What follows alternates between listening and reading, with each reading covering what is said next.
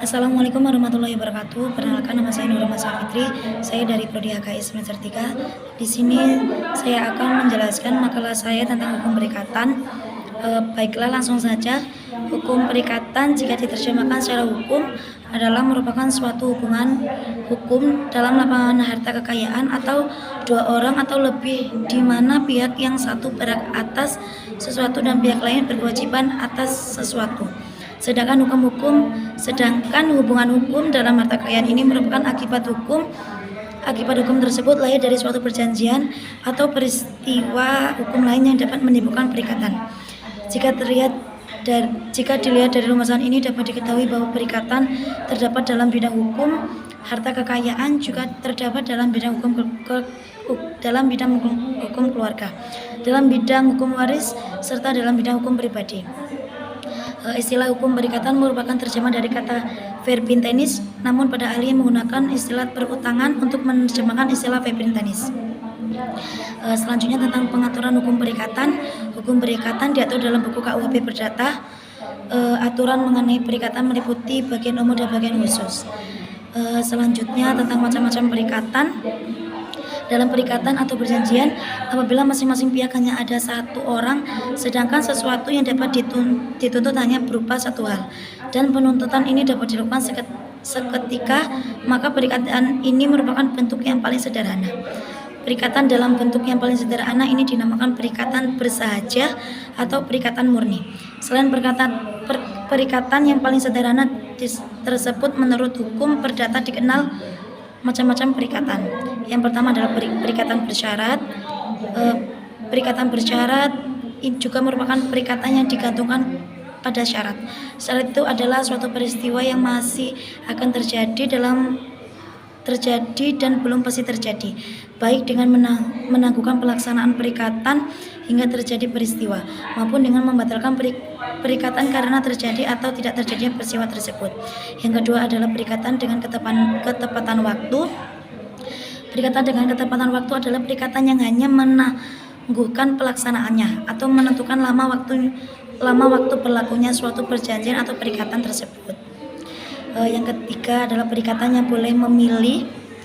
Perikatan semacam ini juga bisa disebut perikatan manasukah, yakni si berutang dibebaskan jika ia telah menyerahkan salah satu dari dua barang yang disebutkan dalam perjanjian tersebut. Tetapi ia tidak boleh memaksa si berpiutang untuk menerima sebagian dari barang yang satu dan sebagian dari barang yang lainnya. Yang keempat ada perikatan tanggung-menanggung.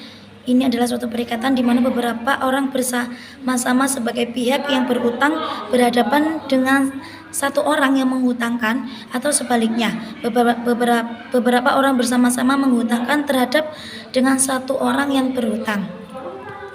Yang kelima adalah perikatan fakultatif.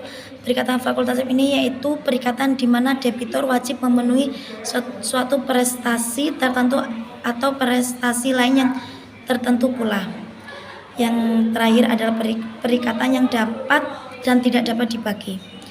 Dalam ketentuan pasal 1296 KUHP Perdata menyatakan bahwa suatu perikatan dapat atau tidak dapat dibagi adalah sekadar prestasinya. Dapat dibagi menurut timbangan. Pembagian tidak boleh mengurangi hakikat prestasi itu. Selanjutnya tentang sumber hukum perikatan. Dalam sistem hukum Indonesia, hukum perikatan merupakan produk hukum baru, sedangkan sumber hukum perikatan yang ada di Indonesia adalah hukum perjanjian dan undang-undang. Dalam hukum perikatan, hubungan hukum tidak bisa timbul dengan sendirinya, melainkan harus didahului oleh adanya tindakan hukum yang dilalui pihak-pihak, sehingga menimbulkan hak di satu sisi dan kewajiban pada pihak lain. Undang-undang yang menjadi sumber hukum perikatan dapat dibagi menjadi dua: undang-undang melulu dan undang-undang dan perbuatan manusia. Selanjutnya tentang syarat-syarat perjanjian.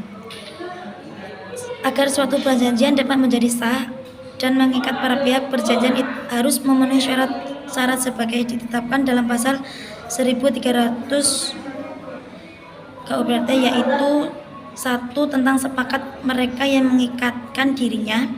Yang kedua, cek cakap untuk membuat perikatan. Yang ketiga, suatu hal tertentu. Yang keempat, suatu sebab dan kausa yang halal. Yang terakhir, tentang hapusnya perikatan. Mungkin demikian penjelasan tentang hukum perikatan. Banyak salahnya, mohon maaf. Wassalamualaikum warahmatullahi wabarakatuh.